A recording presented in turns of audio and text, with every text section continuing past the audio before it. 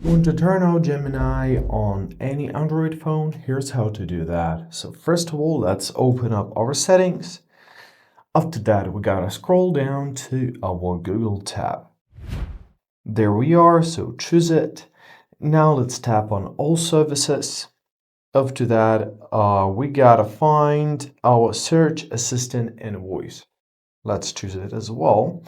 Now let's tap on Gemini.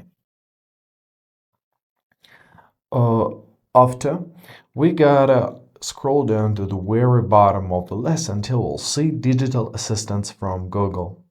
Let's tap here and choose our Google Assistant. Press switch. And now Gemini is basically off. However, if you want to get rid of any assistant, let's follow up. So first you gotta open Search Assistant and Voice. Tap on Google Assistant because Gemini switched to it, and tap on Voice Match.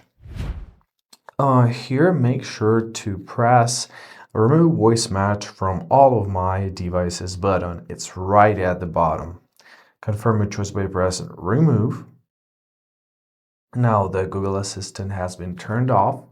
However, if you want to remove the traces of it and bring back your classic power button on the power menu, right? So we gotta open up our settings, then scroll down to General Management tab.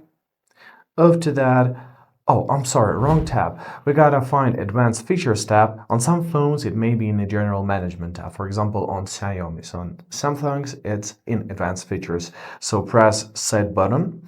Then we gotta press Long press and choose Power Off menu. So now if we're gonna hold our finger on power button, we're gonna summon power off menu, not any kind of assistant, and basically that's it. I hope this video was helpful. Thank you so much for watching. Have a great day, and please consider subscribing to our channel.